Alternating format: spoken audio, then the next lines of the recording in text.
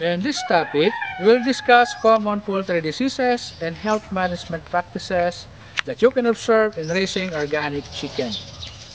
What is disease? In common terms, a disease is an abnormal condition that is caused by infection, basic weaknesses, or environmental stress. A disease is defined by a specific group of signs or symptoms. Disease prevent affected birds from functioning normally. What about health? Health is the overall condition of an animal at a given time. Disease causes this condition to weaken. This can result in poor productivity and reduced quality of the affected birds. It could even lead to the death, loss of one or all of the birds in a flock. Diseases can be categorized by common causes such as genetic, mechanical, toxic, and nutritional. Infectious diseases are caused by viruses, bacteria, and fungi. Parasitic diseases are caused by protozoa, worms, and external parasites such as mice and lice. By becoming educated about these diseases, flock owners or poultry raisers can protect their birds and promote better animal health. We will discuss the description of diseases, including their symptoms, how they are spread, and effective prevention methods. Take time to become familiar with this information. Let us discuss number 1, the Newcastle disease or NCD. NCD is a contagious viral infection. It causes respiratory nervous disorder in chicken and other birds. Other birds carry this disease. If you touch an infected bird, you can pass it on from your clothes, shoes, and other items. Symptoms of this disease also appears through respiratory system. You will begin to see breathing problems, sticky discharge from their nose. They also stop laying.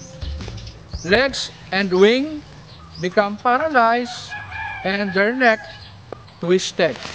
Next, Marek's disease. Disease is caused by virus belonging to the herpes virus group.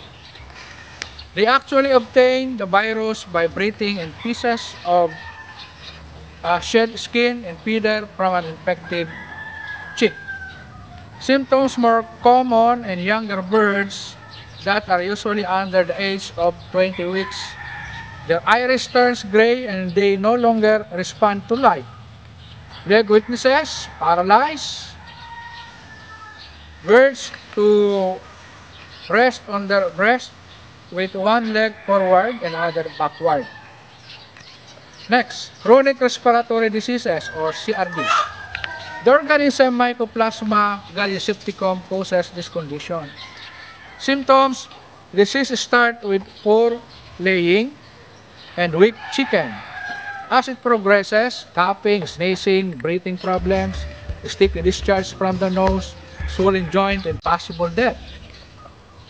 Next, coccidiosis, caused by a microscopic parasite called Coccidia from Emeria species.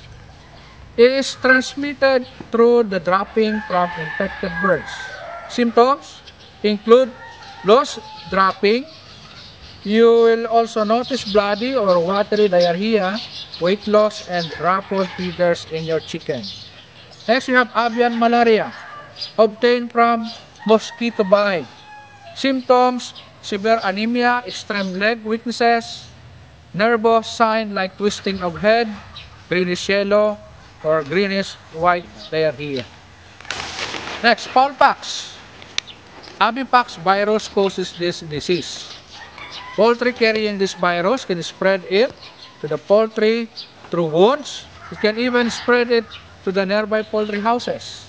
Symptoms: chicken develop white spot on their skin, scabby sores on their combs, white ulcer in their mouth or trachea. They also stop laying. Next, infectious bronchitis. The disease is caused by avian infectious bronchitis virus.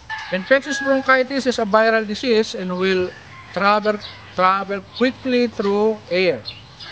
Symptoms: chicken begins sneezing, snoring, and coughing, and the hen will stop laying.